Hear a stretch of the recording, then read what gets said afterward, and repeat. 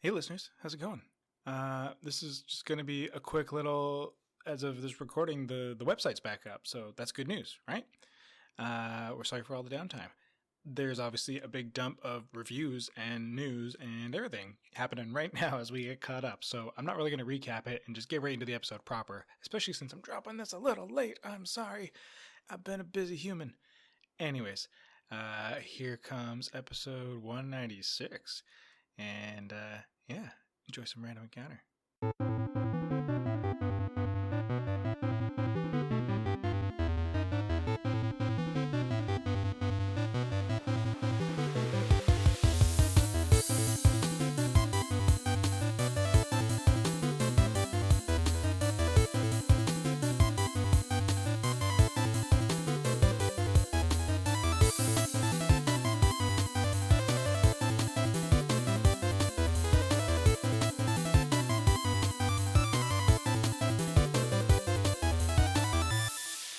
Hey folks, it's Greg, back with more Random Encounter. As you may have noticed, our website's been having issues as of this recording, but we're still doing stuff, although we had a lot of technological issues just trying to get this going in general too. So we're just, the RPG fan curse is just running through all of our technology apparently.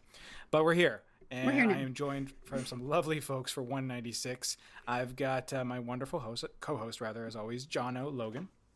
Hello, everyone. Yes, as we co-host this all together, we've brought back Hilary and Andreff. Hi, good to be here. And we're glad to have you. And then, as always, the lovely Joe Padilla. They are here as well. Good afternoon, everyone. Thank you so much for coming on, both of you. I always love having your voices on. So let's dish. Let's talk about stuff. Again, apologies everybody out there for the downtime of the website. It is almost resolved, thank goodness. So... hold tight as of this recording. I mean, you might be listening to this in the future, and everything's fine, which is great with our beautiful, shiny, wonderful website. It's just really In which case, pretend that we said nothing. Exactly. Just skip this. Everything's been working great. Yeah, it's perfect. It's been a perfect rollout. We're so thrilled with our with the web host we've had for a long time, and yeah, it's all great. Right? Oh, them. And yeah, exactly. It's just funny coming on the heels of last episode where we were touting the new look and everything, and then it's just like, and at any the new look is real minimalistic. It's just like a white screen that really has nothing on it. As of right now, there's a nice message instead. There is. I just noticed that today, which is great. It's just saying that there's you have choices and that stuff will work out eventually, and there we go. Well, it's a hosting hiccup. These things happen. They unfortunately do, and real hard this one. But hey, we're moving things. It's getting along. But hey, Hilary, you're here because you wanted to talk about Iron Danger, which came out back in March. Yes. How's that play? What's that about? I don't know anything about it, actually. So I'm really excited to talk about it, and that's why I'm insistent about being That's what the show's for. Because I want to give this one more coverage, basically. It's got a pretty interesting premise, pretty interesting mechanics. I've had a lot of fun playing it, so I thought I'd share. Basically, it's set kind of in a Nordic, slightly Viking-ish past. It's based off a slightly old Finnish story that's very important in their culture called the Kalevala, which is neat. So the story is loosely based on that. And the premise is that you have these Northlanders who, in this version, in Iron Danger, are very mechanical, using technology to some creepy effects, and they're invading. And your main character, a young lady named Kapuna, it starts with her village being razed, attacked, and she ends up encountering this Orlith spirit, which is sort of a spirit of the land that wants to help with this threat and heal the land. So you go around after that collecting shards of the Orlith, accruing magic power, and it's a strategy game, which is pretty cool. It has a look of like Divinity, Baldur's Gate, like that isometric kind of style, but it plays more strategic. So yeah, like how does that shake up things? If you look at a lot of the screenshots, you might notice a heartbeat bar at the bottom, which is interesting. So the battle plays out in kind of an isometric, more real-time way, but the really neat, more strategic mechanic is that those heartbeats are a unit of time, and Kapuna's power is that she can fast forward or rewind time to turn the battle in her favor. You die a lot, and you have to rewind and fast forward to kind of figure out what the enemy's doing and what you could do differently. And does it feel like it's does that? I guess that's core to the gameplay. It doesn't feel like you're breaking it or cheating by doing that. No, it's core. Okay.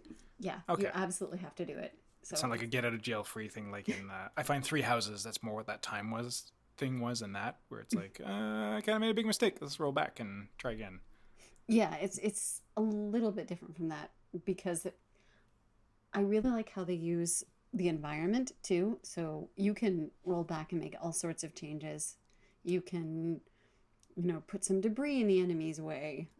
Arrange you and your ally a little bit more strategically. Sneak instead of charging in. Whatever it is you need to do.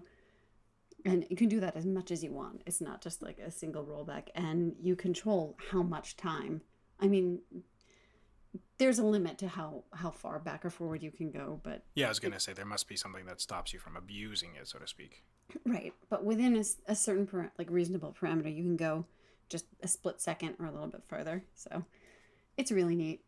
And Kapuna, she's a strong character. I like her. I'll say that, too. And it's just nice to see a good, solid kind of strategy RPG type game with an interesting new mechanic. So does the story back it? Is it as compelling as the gameplay? I'd say it's pretty compelling. I'm almost at the end, so I haven't quite beaten it yet, but I'm very interested to see how all these final battles will play out, because you have these warring forces like you do in a lot of kind of epic stories, and Kapuna's found out that whoever wins, they might end up abusing power. Minor spoilers there. So it's like she just has to king make and pick the best choice kind of thing, and yeah, under the circumstances. I won't spoil what she does, but the Auralith spirit kind of reveals a little bit more about what's going to happen, and she, meanwhile, is mostly concerned with the everyday people like her, and her allies are. Some of them are also everyday people. One of them is a really neat kind of mystical healer lady. Another one of them is a warrior for one of the two sides. Because when she originally escaped, she obviously went to the safest place, and he's with her the longest. So they interact well, and it's an interesting story, and it'll be neat to see how it plays out.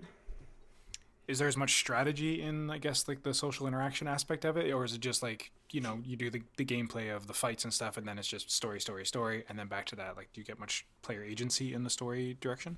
The story mostly just plays out, and most of the strategies involved with the navigating the environments and the fights. Gotcha. So you don't have much choice of, I guess, what fight happens because of X choice in dialogue or whatever. Right. Gotcha. Is it something that has like recruitable companions? Like you had mentioned the companion that's someone that's kind of with you for a while. This warrior. Is there like recruitable characters, or is it more so just like straight linearity? It's pretty linear. I like the kind of different experiences with that.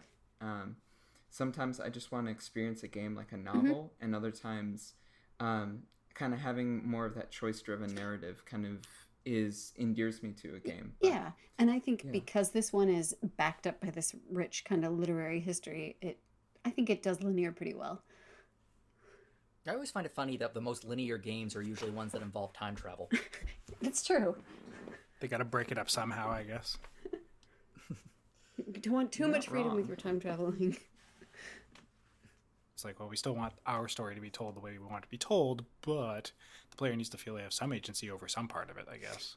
Right, and it's kind of interesting the way they do it in this game, because it's very narrow pockets of time. Like, Kapuna's never portrayed as, super powerful, can change the entire flow of destiny or anything like that. It's just these discrete moments, but as you can see, as demonstrated through the gameplay, they can turn the tide of an entire battle. So it's kind of cool to see from that perspective. So she has the power that was given to all of us when we were able to buy the SNES Classic. and just roll back a few moments and make Donkey Kong jump instead of fall. I do like how they've taken it from a quality of life feature into a core gameplay mechanic. Yeah. I mean, I was sold when you said time travel. It's my favorite conceit, fictional conceit. It's so messy, but so fun if it's done well. Yep. Yeah, exactly. See, I think that there's a lot of potential too. That I don't know if this is their first game or if they're planning on releasing a sequel at some point. But now that they get the feel of what it's like, I think there would probably be a lot of potential to have different outcomes to different battles, branching outwards. Yeah. It seems to be the first for Action Squad, but I mean, Daedalic's been publishing good stuff for a while. Right. So The publisher's been around. Yeah, so we know we can stand by that. That's a good point. There's a lot to build off here, and that's another reason I want to kind of promote it. It shows on Steam there was a graphic novel. Did you indulge in that at all? I have not yet. I know it exists, but I have Right. not read it. And I would read it based on what I played in the game, honestly. I can Nice. say I would be curious enough to pick it up. Is it a prequel? Is it a post-game kind of thing? Do you know much about like the synopsis to know where it falls? I'm trying to remember because I found out about it. Like I actually previewed this at E3, and I found out nice. about it. Yeah, Back when we E3, had what's those. right back. Yes, Back in Hilary's day, there was a conference that people would go to and come together and trade diseases and video games. yes, in the same room with people. Yep.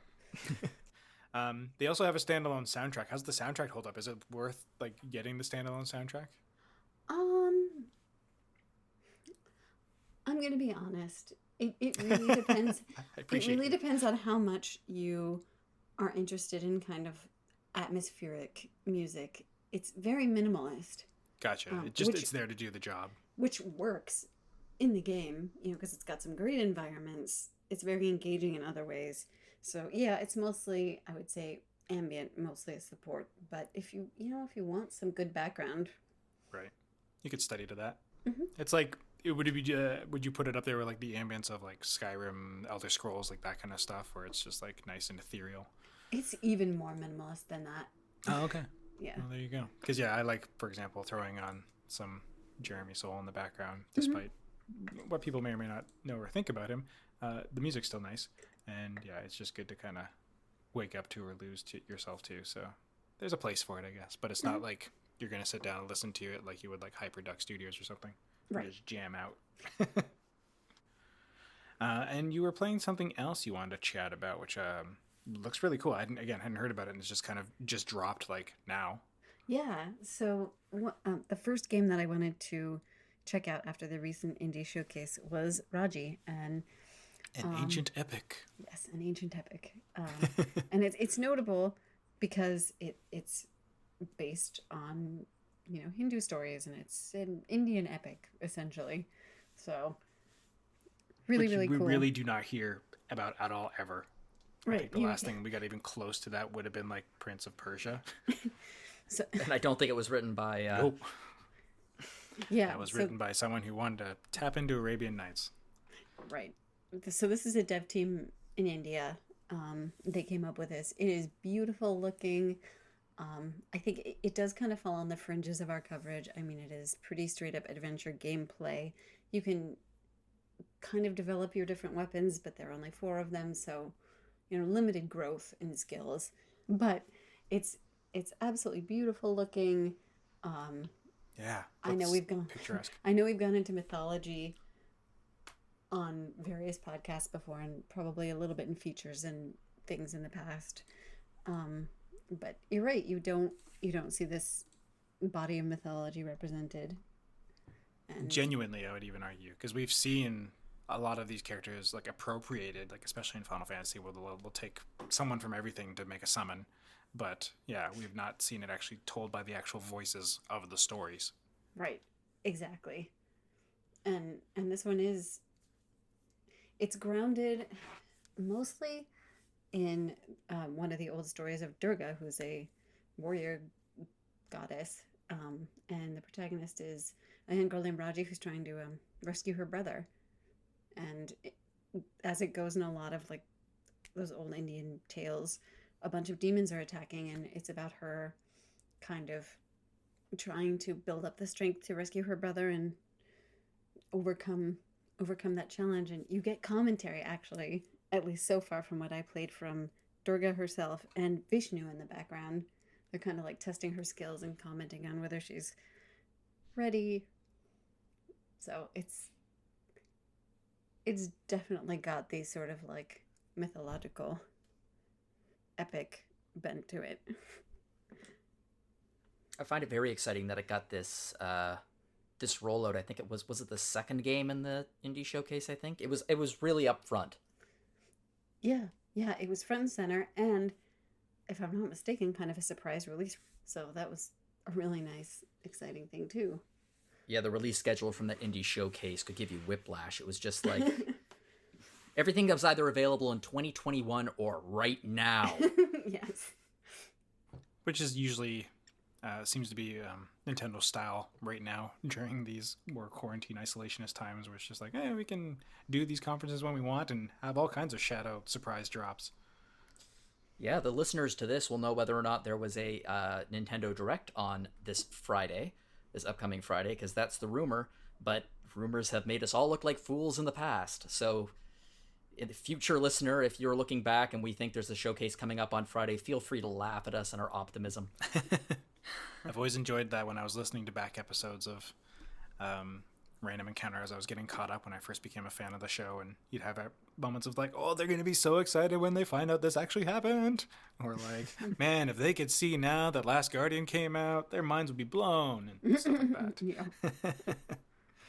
That was how I was feeling when like I saw the E3 coverage and that Trials of Mana was getting was coming out, and I wasn't at E3, but I just knew like everyone that a bunch of people on staff, Greg yourself included, were probably very excited when that happened. Yep. Yep. We will never not get tired of hearing about Solosi basically like anime falling off his He chair lost it. and just immediately changing every plan for Retro Encounter to shape around that release. Not just him. Amazing. Not just him, though. The whole room was just like the excitement was palpable, definitely. No doubt. I mean, like, it was just becoming such a distant thing, and then finally it happened. But anyhow, sorry, Raji. We're talking about Raji, which is great. Yeah, it looks absolutely stunning. And does it play like it's more action adventure? Like, does it play nice and smooth? It's easy to handle. I would say so. Generally, it plays nicely. The responsivity of it is good. You have a lot of options in terms of different attacks you can do, which is good. I like the weapon choices. So far you have a cool little trident thing that Durga gives you, and I just got Vishnu's bow. So you have some options in terms of range, which is nice in that kind of game. And I've only run into a couple glitches, one of which was very entertaining. I got stuck by a stone wall and had to reset, but the autosave feature works really well, so I didn't lose much progress once, and then someone else in the house decided to take a turn, and they were able to float over just this really, really beautiful fortress setting and just kind of check it out. Which was great and unexpected, but probably not what was intended. And what's your favorite weapon to use? I like the bow so far. Yeah, keeping it at range. Yep. It's gotten some great reviews too. I'm looking at it on Metacritic. User score is 8.4, so users are rating it really quite high. I'd agree. I'm excited for it. I want to play more. I'm excited to read your review once it comes down. All right, and I'm very sorry, guys, but I've got to split. It's totally okay. We'll talk to you sooner than later. Thanks so much for being on the show. Of course. Thanks for having me. Yeah. And then we got more games. Because, Jono, you were playing stuff. Because last time on the episode, you didn't really have much to chit-chat about. You were just kind of chiming in, and we talked a bit about Murder by Numbers. But this time, you've been doing some early access with Rogue Legacy 2. That started last month, was it? No, it started a couple of days ago. Was it a couple of days ago? Okay, great. And how's that playing? Because Rogue Legacy, the first is awesome. It's an awesome game. Joe, have you played it?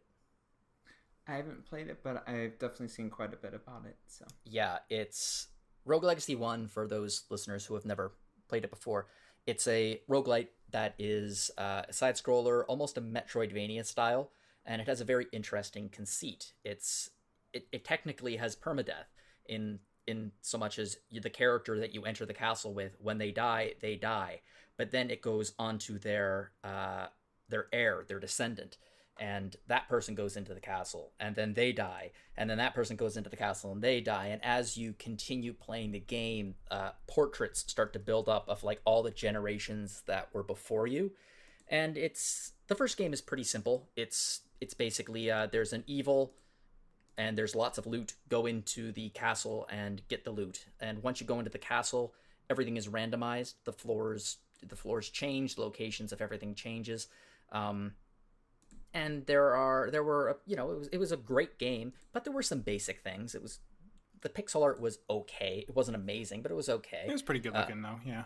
Yeah, it was fine. It did the job. And it did have a very punishing difficulty, but that's kind of what you want from a roguelite. Because you want to learn the mechanics and get good, and then you do, and you can get through. The bosses were crazy hard in some places. Yeah, but even just the regular run-of-the-mill enemies can be crazy sometimes. Oh yeah, like your first run, the first person that you send into the castle, they're going to die in like 5 minutes, if that. Yeah, like thanks for coming out. Bye. But because of the descendant mechanic, you inherit the money from the previous generation. You inherit their loot, so you can spend that money on building up your castle, which gives you permanent upgrades. And you can spend it at like the blacksmith and the enchantress to get build up your inventory and your special abilities. And this was the first game, and it was pretty simple, and it was a big hit. So Rogue Legacy 2 gets announced, and they're going into early access. I got a copy of it, and I started to play it, and instantly fell back into the exact same groove that I was in with Rogue Legacy 1. Especially this early access version, it's pretty much the same game in the sense that they haven't actually gotten all of the content in there yet. As of now, the only fully playable space with the boss is the first area of this castle. Still, the storyline is very underdeveloped. Like there are log books throughout the castle, just as there were in the first, that tells kind of the story, but it's just the beginning of the mystery, so we don't know where it's really going to go. Everything that I described that was in Rogue Legacy 1 is in Rogue Legacy 2. It's just to a more polished... it's just more polished. Same idea. You die, your descendant goes in, they die, their descendant goes in, you get loot, and the pixel art has been replaced with 3D renders, but it's a 2D game. But it's like a flash looking kind of thing. It's interesting. Yeah, I'm not sold on it personally. It grew on me quick. I think partially because it's done in such a way that if you're not paying attention, it doesn't look like it is in 3D. It looks, snazzy. They've managed to replicate the same artistic style that was in the original, just in this new engine. And it looks great. It sounds great. The last one had a great soundtrack.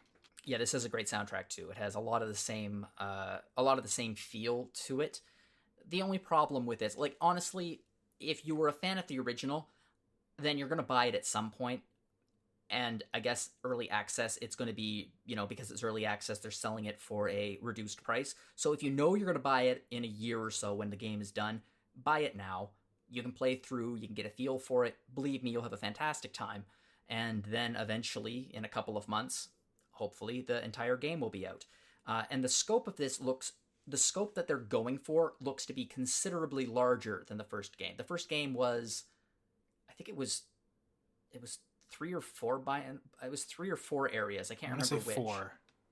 Yeah, there was the castle, there was the tower, there was the dungeon, and something else. Yeah, I'm blanking on it because I haven't personally gotten that far myself, and I've only gotten to the second one, starting to get good enough to get to the second area. Yeah, it's punishing.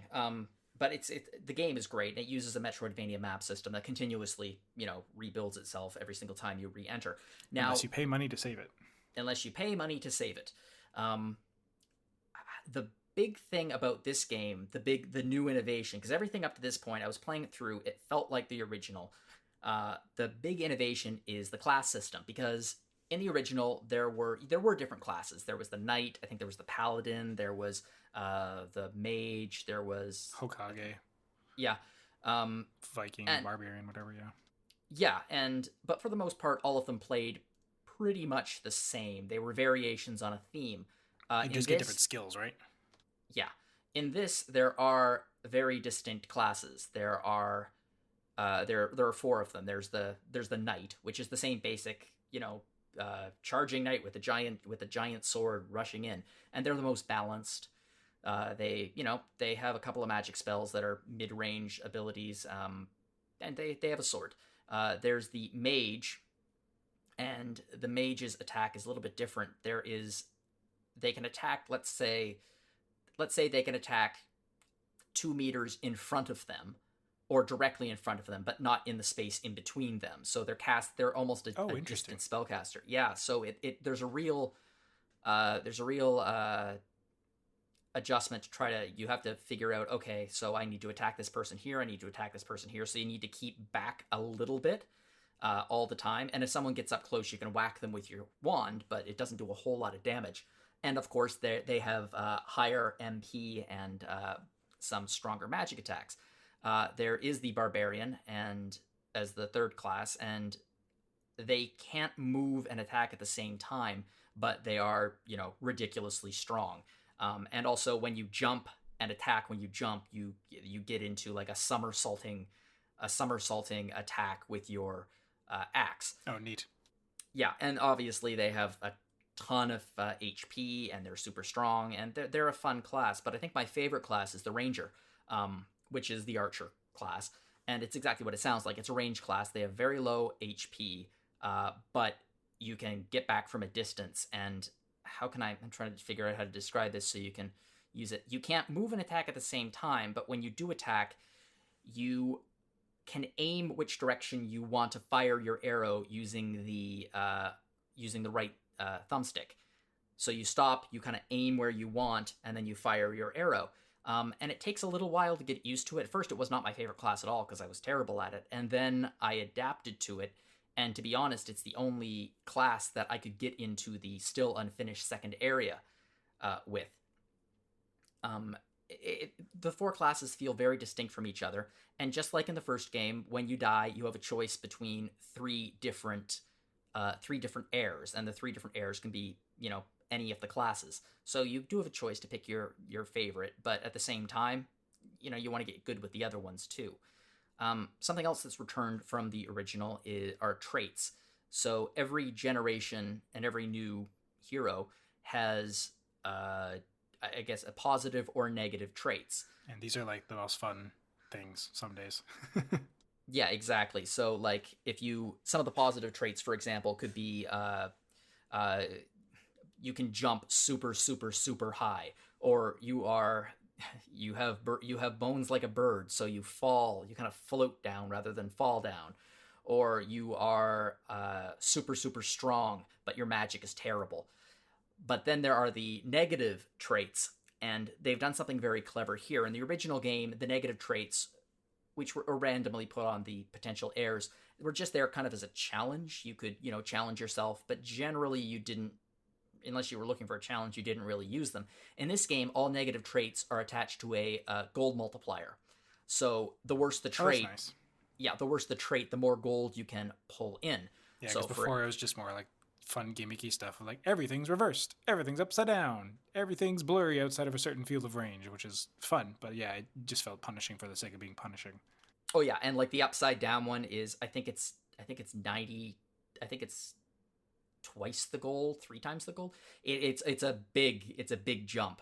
And then nearsightedness, another one. I think my favorite negative trait though, which is, I think it's 0.9 times the gold, is veganism. Which it sounds like a slam, but it's not. it says veganism, meat is murder, literally. And because the only healing item in the game is a giant piece of meat, if you go vegan in the game, there's really no way to heal yourself. That's a pretty clever trait to have. It's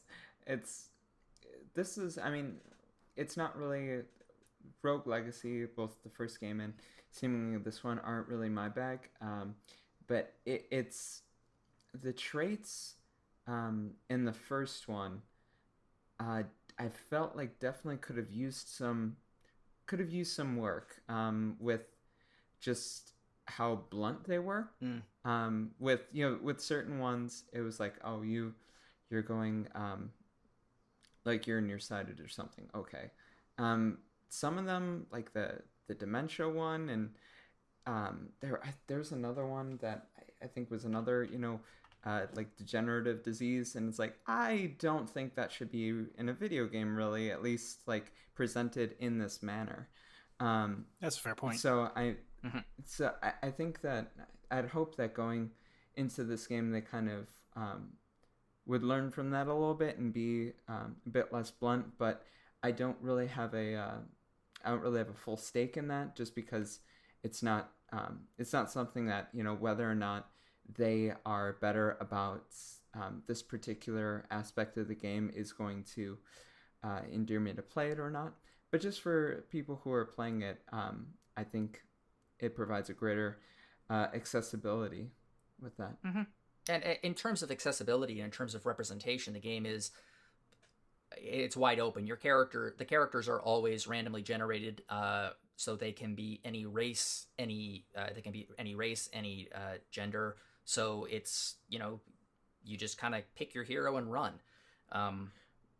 Right, and I think, and even in the first game, like one of the traits was just that your character would be gay, and it was just like, yeah, your character is gay, and that's just how it is. It's like it wasn't like a negative or anything. Yeah, it wasn't tied to a gimmick or anything. Yeah, and so it's kind of got that give and take of like, well, this part is pretty good. I think the only thing that being gay changed was the gender of the statue that gave you the chicken leg to heal. Oh, really? I never noticed that. Yeah, and it's like, oh, that's just like plain representation, where it's like, yeah, some people are just some of your ancestors are going to be gay and some of them are going to be straight. That's cool. Like, yep. And there are like some of the positive traits. Some of the negative and positive traits did not get put into this game. Some of my favorites, OCD is great. Well, I mean, not in reality, but OCD is great because the description is you must break all the things. So every single time you break an object, which I do anyway, you gain 1 MP. And wasn't there one that like you were like clumsy, so you didn't even have to hit it anymore? You just touched it and it blew up? Yeah, like the bull in a china shop. That's here too. But I think that everyone's favorite is IBS, which literally... Oh no, what? IBS, which literally does nothing to affect your character at all. It's not a positive trait, it's not a negative trait. It's just randomly throughout the game, whenever you jump or attack, you'll just hear a farting sound. Oh yeah, I do remember that one. Yeah. I don't think I'm far enough removed from being a child to not find that funny. I don't think anyone is, because it's hysterically funny. But I think, and then when that character dies, they do their usual death pose, like, ugh, and then they fall over, and then they just fart. And then there's also a new trait, which is essentially weaponized IBS, where you can do a butt stomp. like Wario in Smash Bros. It's very funny. And that's another thing that this game is. Rogue Legacy is not meant to be taken seriously. There actually are some stakes in the game, but it is it's hysterically funny. It's a really funny, exaggerated game. And in terms of RPG mechanics in here, this one expands somewhat on the armor and the I think they're charms from the original, and now you have like weight limits, so you have to very carefully choose what armor you want and which abilities you want. But unfortunately, that's where it goes back into the fact that this thing is in early access right now, because there are caps on how far you can build your castle and the skills that you can get. because I guess they just haven't developed that part yet. So it really does, the game really does stop. There is a second area technically. It's actually hilarious. When you leave the castle, you enter a bridge environment and there's a book there. And you open the book and it's basically the developers saying, hey, so game development is hard. We're not done this area yet. We're just leaving this in here to give you like a little taste to see what it's like, and you can continue on through to the next area. But be warned, you're skipping an area, so every enemy in the third area is going to be really, really strong. And you go into the third area, and within like 10 seconds, just a dagger flies at you and you're dead. Which is, obviously it's tricky. But, I mean, it's fun if you're looking for a super hard challenge, but again, there's not really anything to do in there. Something I learned after I played the pre-release version for the review. It's an early access review, so it's obviously not going to be like a final score. I'll do that whenever this full version is released, then I will give it a full score. But in the version I played, there really wasn't an ending to the game. You just kind of wandered around until you ran out of space. In this version, there actually is an ending where you beat the first boss. If you get to the boss room in the last area, I won't ruin it for anyone, but you fight a spectacularly difficult boss battle. And it doesn't get you anything. You don't get any extra gold or any reward. It's literally just the challenge of it all to see if you can beat this. And I mean, I couldn't even come close to beating this particular boss challenge. And does that come down to better gear and upgrades? It might. The battle is ridiculously chaotic, though. It's nuts. Yeah, because the battles it's like your Metroidvania style sort of bullet helly kind of thing. Yeah, it is. Which is a problem with the original and with this game to a lesser extent, in that you're going to die, and to learn boss patterns, you're going to have to die a lot. And it is a little annoying sometimes to have to trek your way through the first castle, randomized first castle to find the boss room again, because that can take anywhere from, I don't know, like 10 to 15 minutes to find it. Yeah, when I had a really good run and I knew it was just a mistake or whatever, that's when I'd put out the money to save my layout.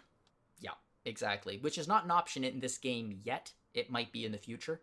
But yeah, it's like I said, if you liked Rogue Legacy and you want more Rogue Legacy, a more polished version of it, then I would go for the early access. But please keep in mind that it is very early access. There is a lot changing. Just in the time between when I played it and when it was fully released, there was some significant balance changes involving the classes in terms of what you can equip, and they polished the third area that you can enter. They made it considerably smaller. Like I was getting lost in it when I was playing because it was massive, but it wasn't really offering anything new. It was just a very big space. It's a great game, though. I think there's so much potential here. I think it's going to be as good as the original. Definitely. It has a lot of potential to be better than the original, as a good sequel should. So yeah, if anyone out there likes Metroidvanias, roguelikes, or just like really good platformers with unique mechanics, I would give this a shot. And if you buy it now, you'll be saving money on the full version that comes out in a year. So do you think they're going to be adding more classes, like back more of the classic ones? Do you think just having 4 is more indicative of it being early access? To be honest, I'm not entirely certain. There is a lot of the castle left to go. You only get up to like the first level of building the castle with your loot. So there's a lot of upgrades that I haven't seen yet and are not revealed at all. I wouldn't be surprised if they have a couple of classes up their sleeves, and I think that's going to be great, because if they make the other classes as unique as the ones that are currently there, there's going to be a lot of replayability in the game just to be able to beat it with all of the different skill sets. And I mean, that's the beauty of Rogue Legacy, and I fell into it with the original. I certainly fell into it with this. It's the classic, just one more run. It's 1:30 in the morning, but down. Just one more run. And, that's what happens with this game. If you are the kind of person who can't stand roguelikes, if you hate dying, you hate like super challenges, it's probably not going to be the game for you. But keep in mind, you're expected to die the first couple of times you enter the castle within like a minute and a half, if that. Like, you're going to be so far outclassed by the enemies, it's ridiculous. But eventually, as you build up loot and as you build up experience, you're going to last longer and longer and longer until finally at the end of the game, your runs are going to be all the way through. It's a different kind of grind. It's a different kind of grind. And I think that the descendant mechanic is a really nice twist on permanent progression, because it does offer you permadeath. If you grow attached to a certain character, sorry, they're dead, but you can play as their kid. And their kid might have IBS. That's fair. I was going to ask you, with it being early access, because obviously Rogue Legacy wasn't early access, we just got it. Do you feel this is more the developers just trying to get some early income to keep helping supporting development, or is it more a case of this is just really good field testing for balancing and such? I would imagine it's both. They obviously, the income is certainly welcome. And I don't know how much they're getting, but the game has gotten quite a bit of press from it, especially like a lot of YouTubers are playing it because it's a perfect game for streaming, just like the original was. So I think it's going to have a really passionate fan base and a life outside of itself with streamers when the full version gets released. So I am assuming they're selling a bunch of them, but they were churning out updates pretty quick. Like in the time between I downloaded it and the release, there were 2 patches and balance fixes and things like that. And then once it got released, there were 2 more. So they are tweaking and fixing things pretty fast based on, I imagine, their player feedback and seeing things that don't quite work. Like I remember reading in the patch notes at one point saying, we didn't realize how powerful the barbarian was. So we think we may have made the barbarian a little bit too powerful, but have fun. And then in the patch note immediately after that, they were like, and yeah, it's too powerful, but we also underestimated the difficulty to play the barbarian and the difficulty curve there. So they're learning fast. I imagine as a developer, it's got to be hard because you play a game for long enough, because you're developing it for years, you're going to get good at it. So having outside eyes on it is going to probably create a very, very well-balanced game by the end of this, especially if they're going to be churning out content throughout the next year. Well, moving right along, y'all heard about this little thing called Eiyuden Chronicles? What's that? Pray tell, Greg. Well, let's see what it's at now. Just a little Kickstarter darling, little indie game, nothing big. That only crushed Kickstarter the day it came out. Eiyuden Chronicles, that spiritual Suikoden successor. Jono's running the numbers right now. He'll let us know what it's up to. But it was making gangbusters money and smashing its stretch goals in its first few hours of even being out and live. So it's very exciting how it's looking to shape up. I personally have yet to release Suikoden. I think I briefly touched Suikoden 5 on the PS2, but I didn't have a memory card at the time. Ooh. So I think I was using someone I think my mom had a friend / boarder who was staying in our house, and he had a PS2. So he was like, yeah, you can play it. And I went and rented a game from Blockbuster, but I was still new to that console generation. So my brain was still in Sega Genesis cartridges, yada, yada, yada. I was like, yeah, whatever. And then I was like, oh, right, you need a save card. Cool. Because I didn't have a PlayStation. So I missed that whole generation of how discs work and just didn't figure that out. Either way, so I returned it and then later bought myself a card and yada yada. But I never went back to Suikoden, so I don't know much about it. But Joe, you've been diving into Suikoden 2, and which is probably one of the ones that everyone touts to be the best, I think. Yeah. So I mean, when I post on our social media, generally I think the series that we get the most clicks and the most positive reactions to is the Suikoden series. If you post something about especially Suikoden 2, people's faces just start melting off. I mean, it's just people really love this game. And so I played the first Suikoden almost 2 years ago. It's basically the first PS1 RPG I played, which is kind of funny. And my first PS1 RPG was 2 years ago, even though I've had PS1 was my first console. I never played any RPGs on it though. So I liked the first Suikoden. I wasn't over the moon about it, but I thought it was fine. So it didn't really endear me much to playing Suikoden 2, but I'd always heard that Suikoden 2 is just a better version of Suikoden 1, and it carries some of the characters, and you're really going to like it. And me being stubborn, I was resistant to that. And then when all this hype with Eiyuden Chronicle was happening, I said, I bought Suikoden 2 and I bought Suikoden 1. I should just give that a try. I should just finally go for it. And by give it a try, whenever I give something a try, I always play it through, basically. So yeah, I played through, since they announced the Kickstarter, I played and have played through Suikoden 2. That's a great game. to put it very succinctly, Suikoden 2 is a great game. When we had our top 10 PS1 RPGs on Retro Encounter, it came in as number 1. And while it wouldn't be my number 1 probably, it would definitely be in the top 5. This is really a game with, and I'm sure a lot of our listeners probably don't need me saying it, it's a game with a great plot. It is bursting with personality. The combat mechanics are great, really fluid. I think the difficulty wasn't too bad. It provided a really smooth ride. Overall, it's just, it pretty much met the hype of exactly everything I've been hearing for these years. I'm the uninitiated here. So how does the combat play out? Because my brain thinks of it as like strategy combat or something like that, but is it more traditional turn-based? How's the combat flow? So combat has basically 3 different operations. So there are like very rudimentary tactics battles. So something like lesser than even Fire Emblem games or Languisher games of that time.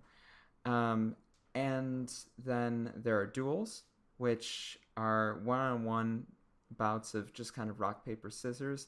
And the real meat of the game is turn-based. It's 6-person. You have a 6-person party. And you, in all the Suikoden games, you recruit the 108 Stars of Destiny. So you have at least 100, you have 108 characters that you recruit, and many of them are playable and able to be put in your party. But if you're the uninitiated, as you've termed yourself, Greg, you may say, well, how do you keep them all up to level? And if you're always getting these characters, how are they keeping up to pace? Yeah, Joe, how do you do that? Well, Greg, let me tell you, they all level up really quickly.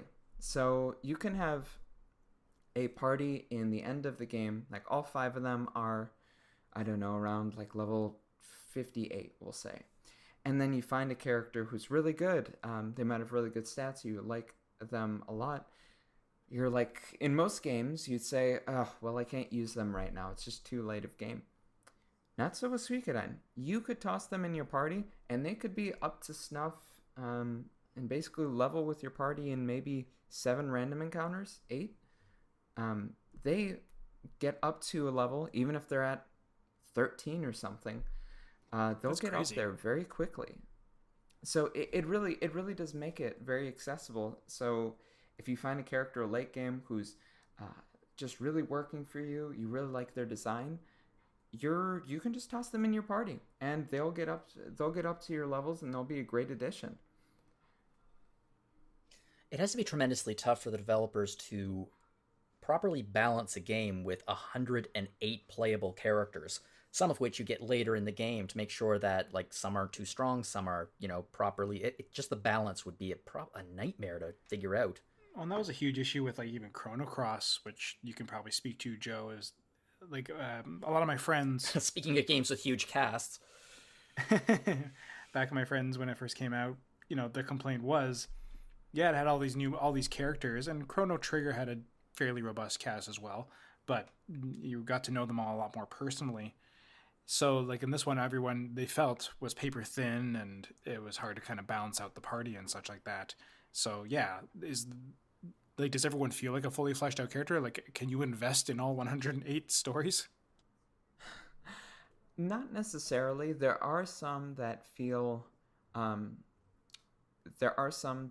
definitely get the short straw in a lot of these, but whereas in Chrono Cross, the characters are like, why is this here? Like my final party in Chrono Cross, I think, was the main character Serge, his best friend, and one of the other main protagonists, Kid, and then an alien.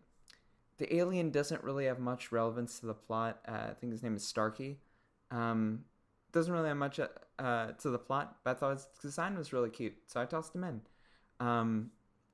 But in Suikoden, even if your characters aren't great in combat, they probably serve some other purpose. Some of them are cooks. Some of them might run the rune shop, which is basically like the materia in these games.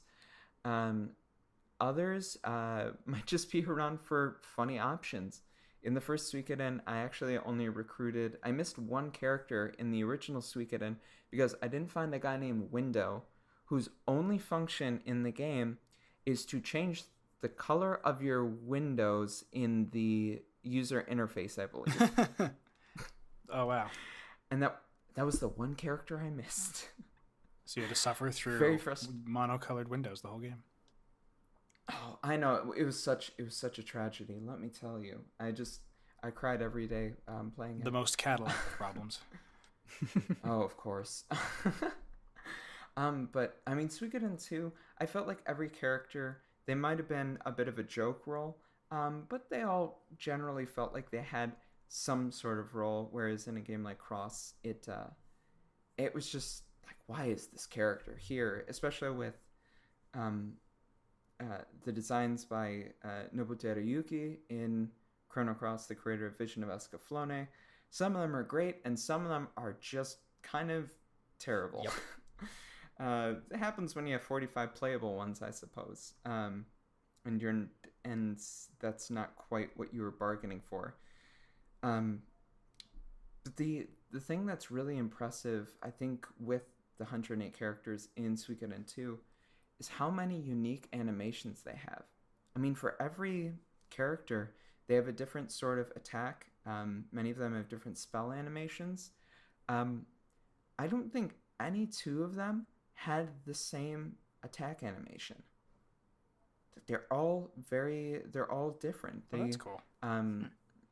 It really is something kind of incredible. And it's not just in battle either. A lot of just single-use animations where you think, this dev team did not need to put this work into just having, I don't know, one scene of this character jumping on another character and shaking them because they're so excited to see them.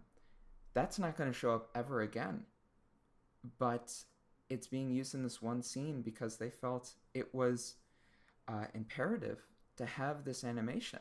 I think that's important, though. Like, it's that level of thing, though. Like, you're talking about it, right? Like, that's the important part. They could have just fallen back on what was established in the Super Nintendo Genesis era of having most of the words do the work and having, a few canned animations for everybody to translate how or why something's going on. But then, like, for myself, like playing Final Fantasy Tactics, they did the same thing. There's a few sequences where those amazingly animated little isometric characters, they'll be like handling objects directly to each other. And you see that once or twice in the whole game. It's not used in combat. It's not a catch-all animation for every model. It's just, it was specific to that sequence where, like, this person had to handle a piece of materia and then flip it over and palm it into someone else's hand, or stuff like that. And that just blew my mind how impressive that looked. It was that detail of the storytelling. Right. And I mean, the storytelling, it really does go to the credit of the story in this, because a lot of the things about this are great. The sprites, the character animations, the battle system are great, but it really is about the story. And it's a beautifully told story. It's poignant, it's sad, it's a really excellent war story and a great portrayal of how people who even grew up together can be torn apart by forces that are outside of their control, and how they relate to that, and how they attempt to wriggle and writhe and try to rise above their the situations they find themselves in. it's a very good story of that, and probably while I said it's not my favorite PS1 RPG, that would probably be Vagrant Story. In terms of a large scale story, it's probably the most competently told, even with a localization that was rather hellish for the localization team, and it shows that there are big issues in the dialogue and things that just don't quite make sense. But I mean, overall, it's just it really is a great game, and of course, as has been echoed many times, as it's become more available on the PSN especially, so it's not outrageously difficult to access, play this game. It's very good, and I don't think that you will regret it. And Jono, you played this game a while ago, right? Oh yeah, years ago. Do you kind of have the same feelings on it? I do, actually. It's not my favorite PS1 RPG, but it's up there. I mean, the thing that really impacted me, and the thing that has stuck with me throughout the years, is the central relationship between the two main characters.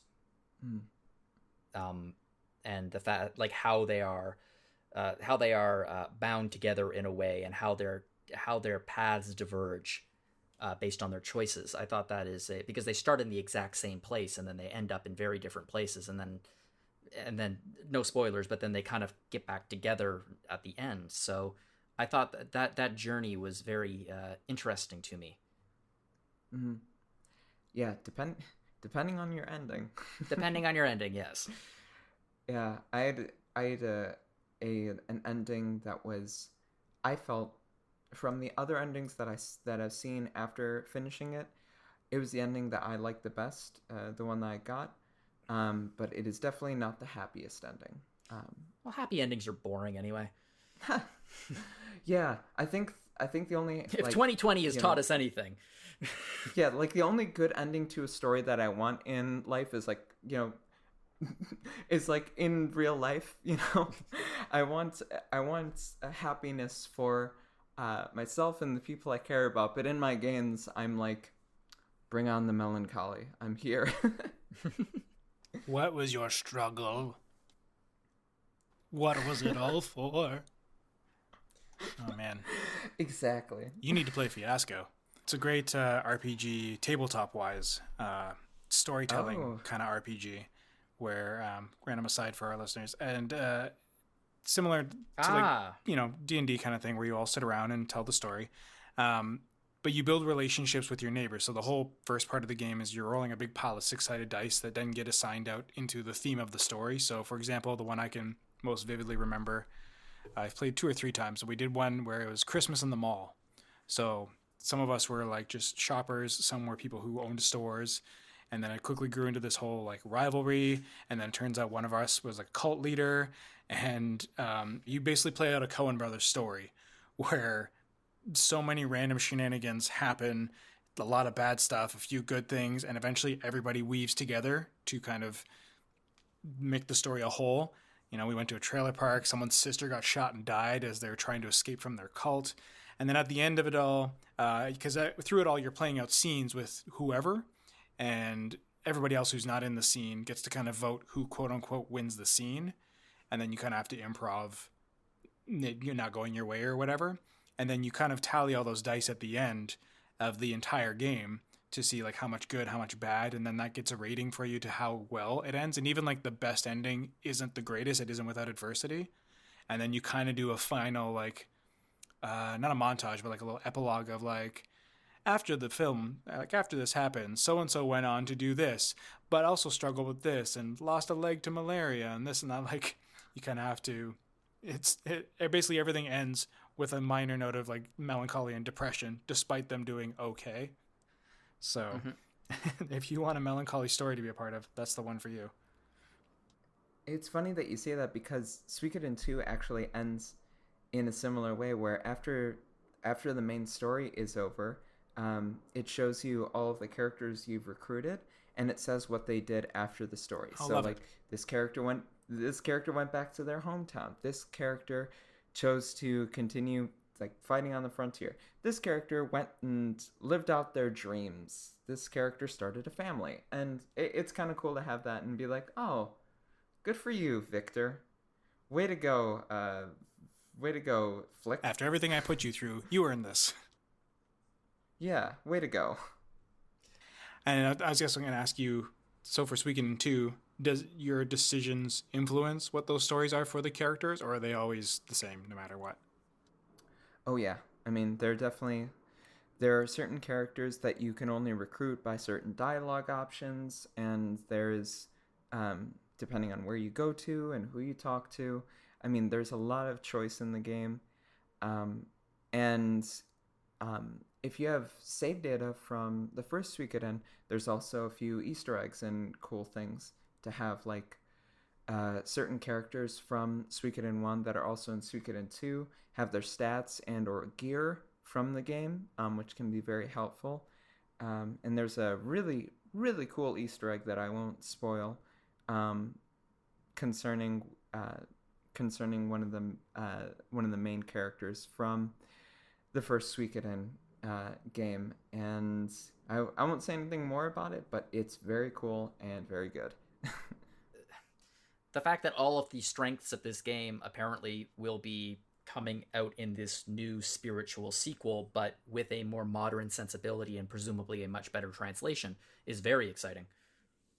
Speaking of the Kickstarter, today is the 24th of August, and because I'm in Canada, it has earned $4,656,185, but I turned on my VPN, so for Americans, that is $3,533,000. Oh, hang on. That just jumped up again, so people are still giving money. $3,534,722. And there are 4 days to go, so this thing is raking it in. Yeah, it's cool, the power of that sort of stuff. I was looking at one for Wormwood Tables, who do like really cool, fancy tabletop gaming tables that you can order. Mm-hmm. And they just had a Kickstarter for a new line of coffee table size ones, because up until now it's pretty much been like dinner table style. And even then, it had only been out for like 5 days or like a week or something, and they were up to like $9 million or something ridiculous. And I'm just like, oh my gosh. And that was like in excess of like $8 million of like their original goal. And I know the tables aren't cheap to order, but it's just like, well, they're good.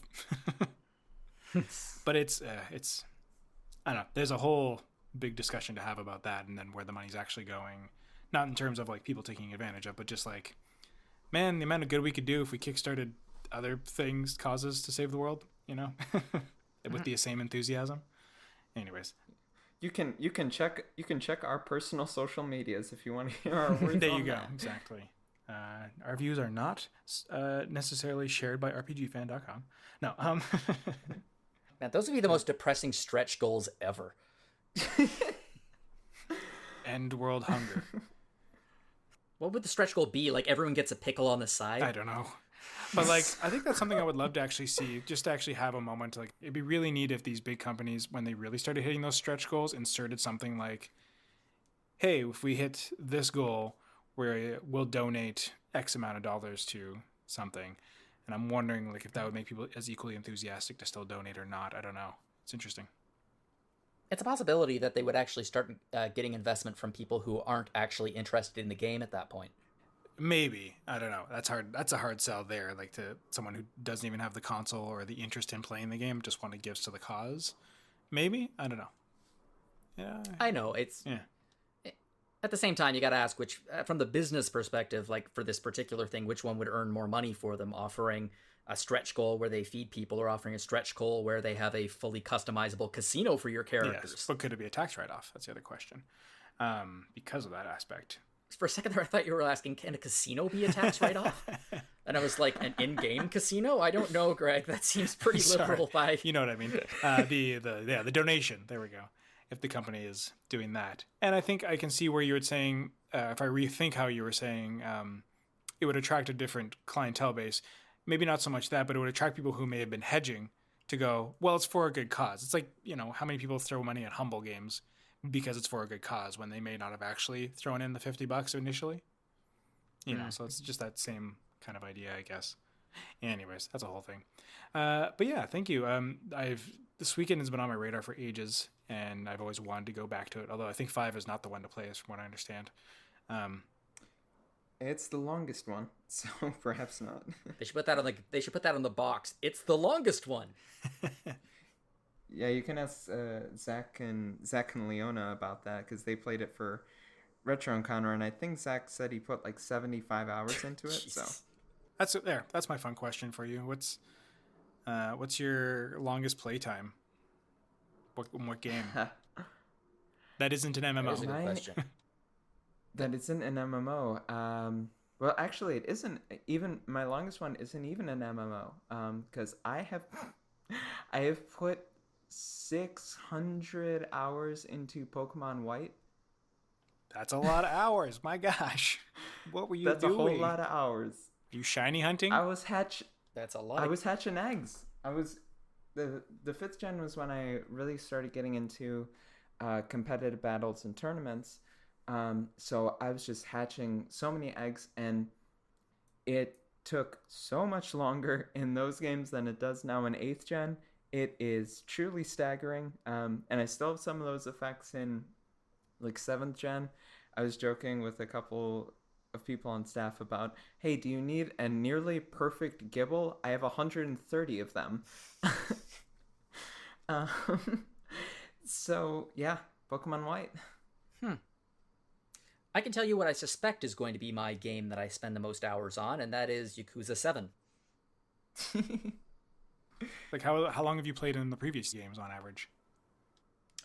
Previous Yakuza games, 60 hours usually on average. But you think you're not a big completionist? No. Well, I am a completionist in the sense that I like to see all of the content that's offered in a game. But I'm not a completionist in the sense that I want to learn how to play some of the more complicated mini games involved in Yakuza. Oh, that's fair. I mean, for me, I think it was FF12 for the longest time. I think I sunk like 150 hours into doing all the hunts and stuff like that. Which also severely overpowered me by the time I got to the final boss. Johnny, you mentioned Yakuza. I mean, there's a new one on the horizon. Oh boy, is there. It just was announced that it is coming out on November 13th on PlayStation 4, PSX, theoretically, maybe PC, and then it'll come out on Xbox Series X and PlayStation. Why did I have a hard time remembering the name of PlayStation 5? What's the new PlayStation console called? PlayStation... It's the 5th generation one. I just can't put my finger on it. It comes after 4.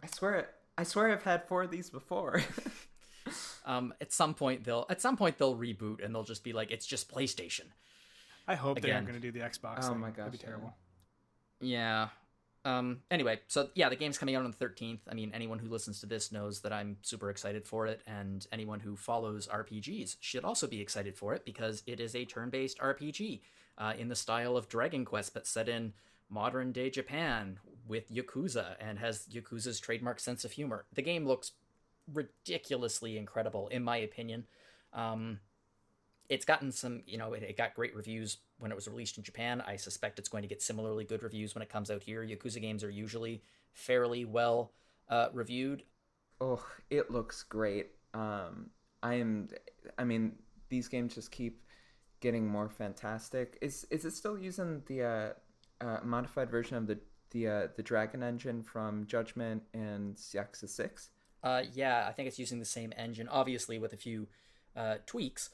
But even the in-game battles, the animations look very, very similar to classic Yakuza games. It looks to be a perfect mix of Yakuza and turn-based RPGs like Dragon Quest. So, yeah, I think it's still using the Dragon engine, which still looks okay. Doesn't look amazing, but it looks pretty good. Yeah, I think the art style is quite good, and it's I'm very excited for it to be this turn-based system, as I think a lot of people are. That's such a shift in the gameplay away from what it usually is, and I'm just excited to if you've seen any trailers, you get to summon a particular beloved character from the earlier series, like a gosh dang Bahamut, and it's pretty cool. It's really cool. That's fun. Yeah, anyone who hasn't played a Yakuza game, looks like the perfect jumping on point because it features a few characters from the original series, but more as cameos. It tells a brand new story. And the nice thing about the combat in this game is, while it is turn-based, it still looks very, very active and fluid and still has that trademark Yakuza style. So I don't think that it's going to be particularly slow or like just people just kind of staring at each other while the active time meter fills up. It's going to be Yakuza. It's going to be nuts. Mm-hmm. Is the Tojo clan in crisis again in this one? I'm going to take a wild guess and say yes. So they're clearly related. I'm going to toss out the wild card and say no. The Tojo clan's not in crisis? The Tojo clan's... No. Oh, well, this game then. Screw that. I'm in for a Yakuza game. It's not a Yakuza game anymore. Oh my god. I can take a change in battle system. That's fine. I can take a change in genre style, but if the Tojo clan is not in crisis, it's not Yakuza. I swear to God. At any rate, thanks for listening to us, everybody. Joe, thanks for being on the show. Well, thank you for having me. Always. It's nice having you on. I mean, as much as you're a fantastic host, I also enjoy being on the show with you, so that's great. As always, Jono, glad to have you as well. Thank you very much. And yeah, we have other things people can listen to.